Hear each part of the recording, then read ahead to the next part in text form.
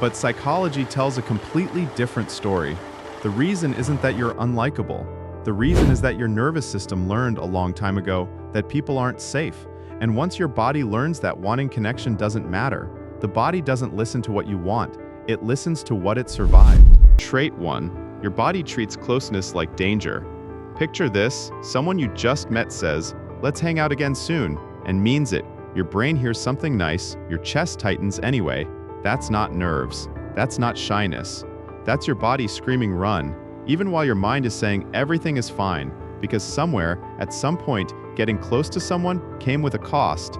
A parent who turned cold the moment you needed too much. A friendship that ended without warning, right when you'd finally let your guard down. Your body didn't write that down as a memory. It wrote it down as a rule.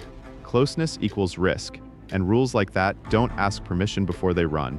Here's what that looks like in real life. A new coworker invites you to lunch. You say yes, and then you spend the entire morning before lunch with a tight feeling in your stomach, rehearsing things to say, bracing for something that hasn't even happened yet. By the time lunch actually arrives, you're exhausted before it's even started. That exhaustion isn't social anxiety in the way people usually mean it.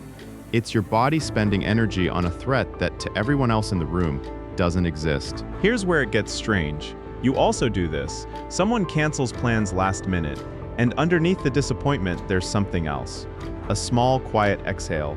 Relief. You wanted to see them, and some part of you is glad you don't have to.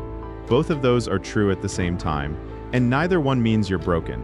It means a system built to protect you from closeness is doing its job, even when closeness is exactly what you want. Trait 2. You built a life that doesn't need anyone, and it cost you more than you know. You don't ask for help. You don't lean on people. If something breaks, you fix it. If you're struggling, you don't mention it. From the outside, that looks like strength. Independence. Having it together. Here's the part nobody tells you. That's not strength. That's a wall built so early you forgot it was ever built at all. If I don't need anyone, no one can let me down. That was the deal you made, probably before you were 10. And it worked. It kept you safe. But it also means you never practiced the small, messy moments that actually build friendships, asking for help with something tiny. Saying, "I don't know what to do." Letting someone see you mid-mess, not after you've already cleaned it up. Think about the last time something went wrong. Really wrong. Car trouble, a bad week at work, a fight with someone you love. What did you do? If you're like most people with this pattern, you handled it. Quietly. Alone. By the time anyone found out, if they ever did, it was already over, already solved, already filed away as one more thing you didn't need anyone for. And somewhere in that quiet handling, a chance to be known just a little better passed by, unnoticed, the way it always does. And here's the strange part. Neither of these is actually the problem. Most people would look at them and call them strengths. Independence, reliability, self-control. The problem is what they're hiding underneath. Something quieter, something that's been running this whole time. And once you see it, you'll recognize it everywhere in your own life. Trait 3. The same thing that makes people trust. You may be the exact thing keeping them from ever knowing you. You're the one who remembers birthdays, who shows up with food when someone's sick, who listens for hours and somehow always knows what to say. People love being around you, and you still feel like you don't have real friends.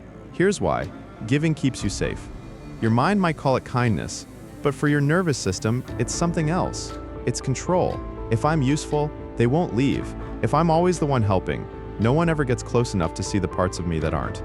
When you're the one helping, you're never the one who needs something and might hear no, but think about what that means. Everyone around you knows the version of you that has it together. Nobody knows the version that's tired or scared or having a bad day. And underneath all that giving, there's one question you've never let anyone answer. If I stopped being useful, would they still want me here? Why don't you have friends? It's not because people don't like you. It's because you've spent years making sure they never had the chance to see the parts of you that aren't useful. Trait 4. Your brain reads silence as rejection, and then it ends the story before it's even started. It's 9 p.m., you sent a message 4 hours ago. No reply. You check your phone for the 11th time, and somewhere between checks, a thought slides in without asking. They're done with you. Maybe they're just at dinner. Maybe their phone died. But your brain doesn't reach for those explanations first. Someone takes 3 hours to text back. Your brain doesn't think they're busy. It thinks they're pulling away. That's not paranoia. That's a brain that learned early to spot the first sign of someone leaving. Because missing that sign used to cost you, so now it scans constantly, even when there's nothing there. Here's the part that hurts. That scanning doesn't just notice rejection. Sometimes it creates it. You feel the distance, so you pull back first. They feel that and pull back too. And your brain says, "See, I knew it." But you weren't right about what was happening. You were right about what you were afraid would happen, and your fear got there first. This is also why good things feel dangerous.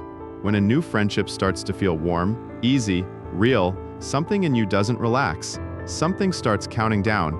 If I already know how this ends, the ending can't surprise me. So you never fully arrive.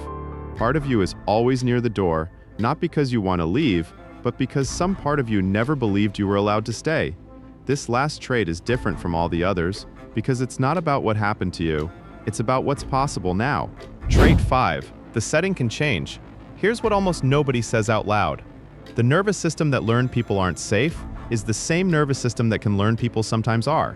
Not through one big leap, through small moments where your body expects the worst, and the worst doesn't happen. Here's what that actually looks like. You're having a rough week, and instead of disappearing the way you usually do, you send one message. "Hey, I'm not doing great today." You hit send and immediately your stomach drops, because part of you is already bracing for silence, or worse, for them to pull away the way everyone always seems to.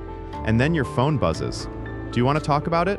Nothing happens. No disaster. No silence. Just a normal, ordinary response from a normal, ordinary person who didn't run. That's it. That's the whole moment. You text first instead of waiting. The world doesn't end. You say, "I don't know what to do. Can you help?" And someone helps, and it costs you nothing. You let someone see you on a bad day, and they don't leave. Each one of those is small.